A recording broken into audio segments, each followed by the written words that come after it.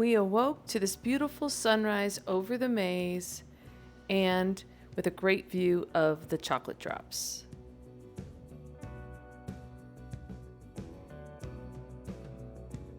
We had planned a day of rest here at the Maze Overlook. The original plan was to hike down to the harvest scene, but we were not that ambitious.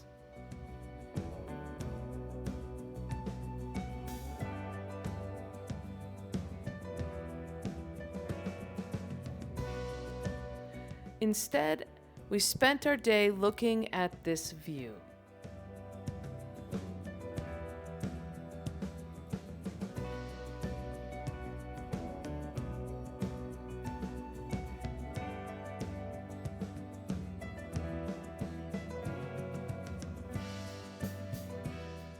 James was a little more ambitious than the rest of us, so he hiked down about a mile on the harvest scene trail.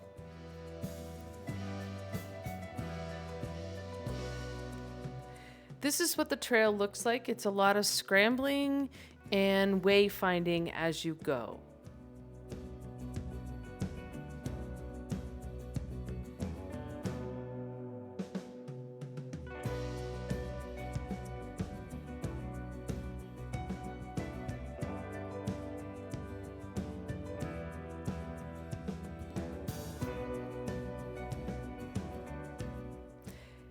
I, on the other hand, was not as ambitious as James, and I spent my day looking at the view, and I took a shower, a very cold shower, because it was so windy.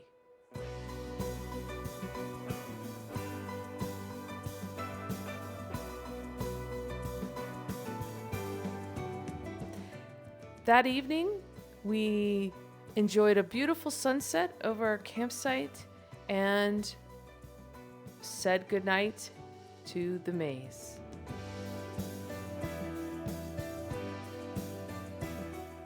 The next morning we were up bright and early. Our trip today included backtracking back up and then taking the Flint Trail up to Hans Flat Ranger Station. We were going to camp at Panorama Point that night.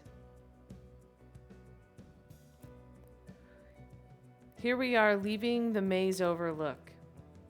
What a gorgeous sight.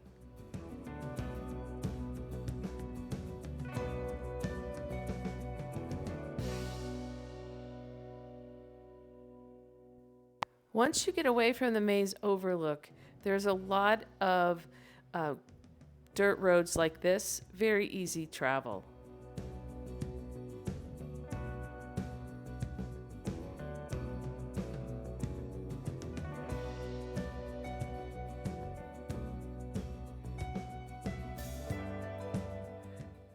After leaving the flat, you start to climb up onto another shelf. There's lots of hills like this.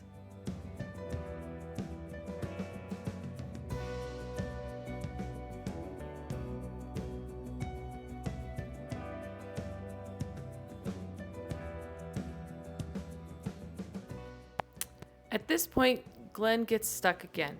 I just want to take a couple of notes here. Number one, Glenn does not have a rear locking differential. If he had one, this would not be an issue. Number two, Glenn is carrying a lot of extra weight in his vehicle of shared community stuff that all of us took use in. And number three, Glenn has also already purchased another Range Rover with a rear locking differential, so this never happens again. Pull you up onto this rock. Yeah. I think that's good right there, James. Hold there.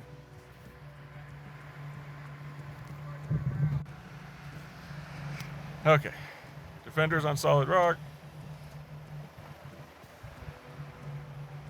Range Rover is going to need to be tugged up.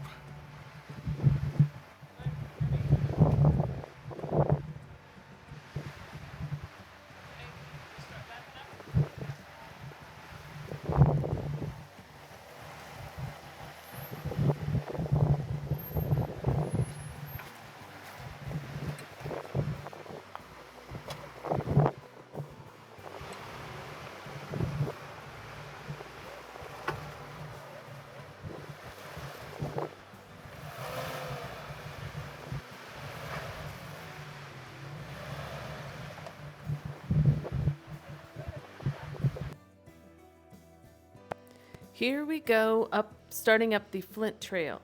It is a 1,076-foot elevation gain in 5.7 miles.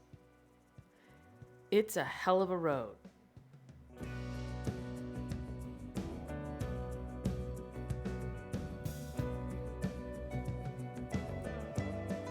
Sorry for my shaky camera work.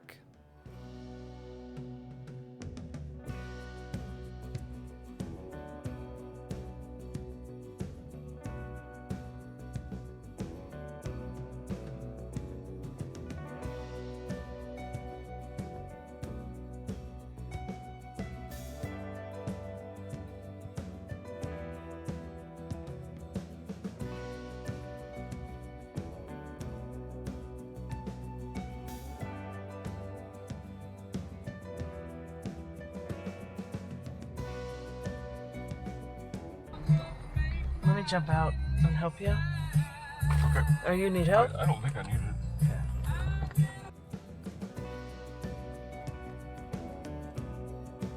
We gotta make a 3-point here.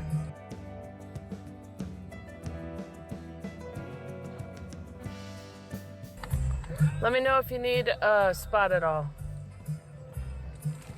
Copy that.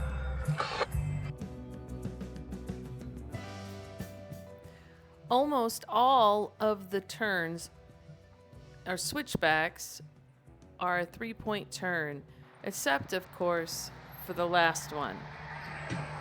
Of course, when I got out to film, we did not need to make a 3-point turn. But James did just for my benefit.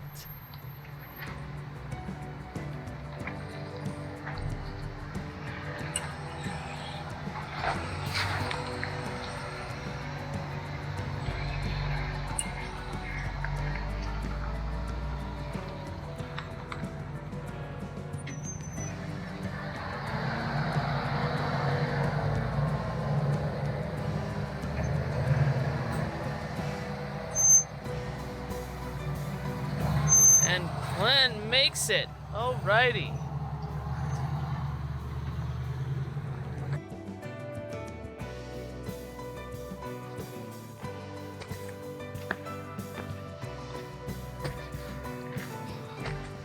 And here I'm walking up the Flint Trail so you can just get a feeling for how steep it actually is.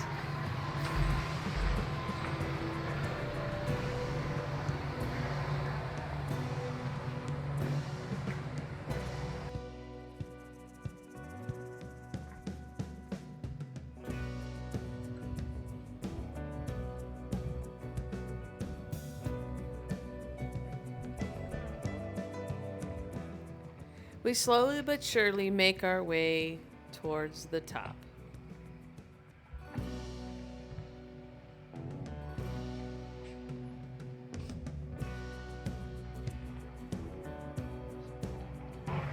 It's a hell of a run.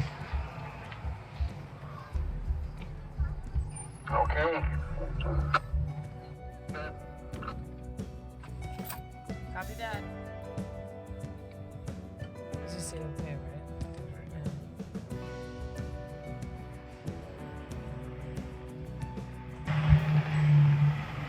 Let's stop here and get a picture of you guys going up that steep hill.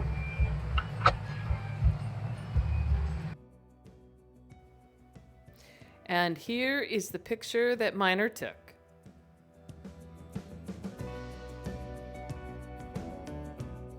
So the minute we got to the top of the Flint Trail, Glenn noticed that his tire had lost 15 psi of pressure. So here he is trying to air it up, hoping it is an anomaly. I lost about 15 pounds. Oh, really? It was fine up until right after the hill. Yeah. And then maybe 10 yards after that. That's my one when miner stopped, I checked. So I could have been on the mountain. Yeah. Miner crawled under and he said his front bushings would have shot it in. His are? No, mine. Oh. Yeah. Yeah. Okay, we need to evaluate today. Just in case you didn't hear that, that is Glenn saying that the suspension bushings that were just fixed on his vehicle are also going. So at this point, we realize we need to remove the tire and we need to plug it and evaluate our day and how we're going to finish the trip.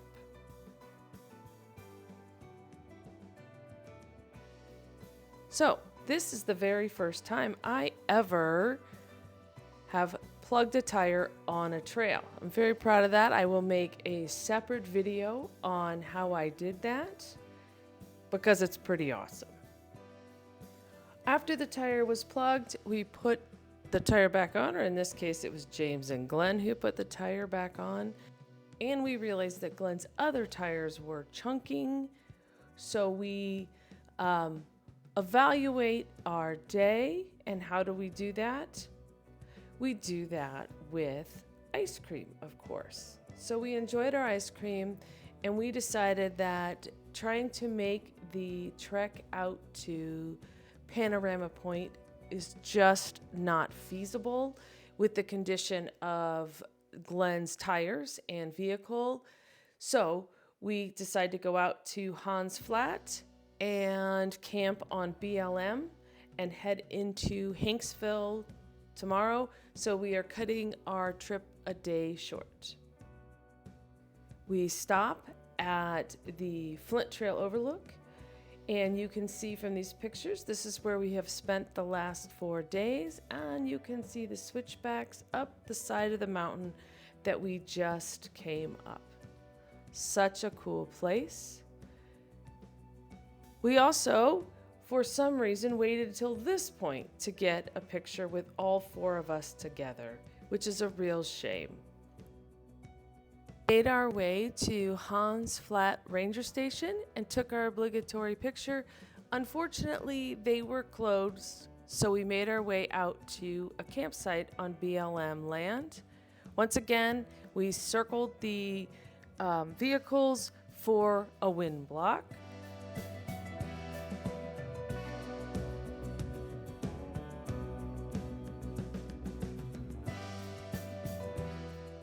That night, we watched the sunset over Canyonlands for the very last time.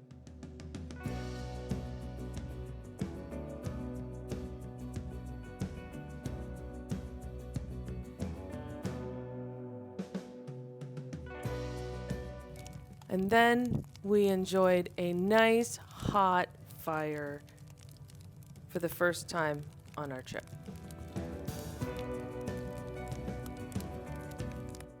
The next morning, we had to plug Glenn's same tire again. This time, I let the guys do it. Good news for me is their plug only lasted about 4 hours as well. Then we made our way out towards Hanksville. When you get to the main road, you encounter this sign and you realize just how far you've driven on dirt roads. We visited Hanksville, we got showers, and Glenn was able to find a tire shop that plugged his first tire, and it was drivable on the highway. We also picked up Miner's trailer to trailer the Defender home. This is our campsite that we stayed at on the Colorado River, just above height. The next morning, we realized that Glenn's tire that was on the rear that we'd plugged several times was not able to drive on at highway speeds because it was plugged on the shoulder area of the tire. So at this point, we had to unload all of Glenn's truck to get to his spare tire to pull it out to put it on. And that's what we did. And we headed for home. It was a sad time because we were a day early, but we were all safe. We had a great time, and we'll be back.